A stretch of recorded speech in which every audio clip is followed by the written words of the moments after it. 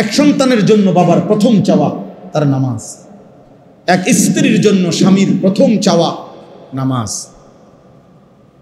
এক মেয়ের জন্য বাবা মার প্রথম চাওয়া তার নামাজ, তার সিজদা, তার পর্দা, তার আখিরা। কারণ আমরা মুসলমান, আমরা বেঈমান না, আমরা দুনিয়াদার না, আমাদের গন্তব্য আখিরাত।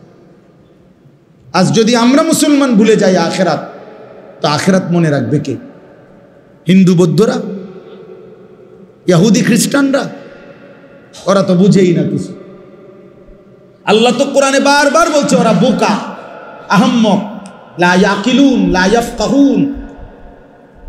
কোরআন সুন্নাহ বিহীন, তারা তো দলালিম মুবিন, স্পষ্ট গোমরা।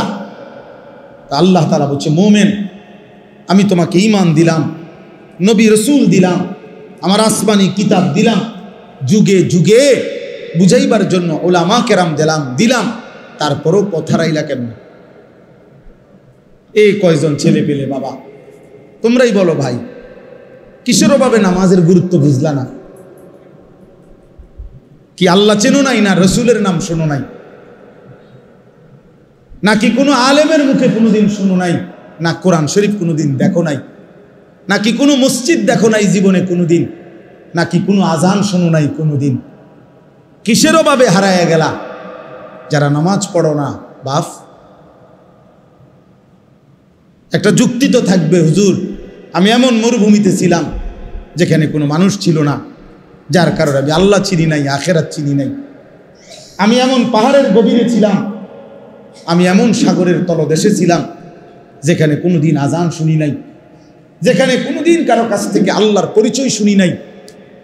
চারিদিকে এত মসজিদ, এত মাদ্রাসা, এত উলামা, এত টুপি, এত আজান, তারপরেও তোমরা যারা বাবা দিনের পর দিন নামাজ পড়ো না, কিসের অভাবে? কি যুক্তিতে? আল্লাহর সাথে বোঝাপড়াটা কি হবে? রাসূলুল্লাহ সাল্লাল্লাহু আলাইহি ওয়াসাল্লামের সুপারিশ কেমনে হবে?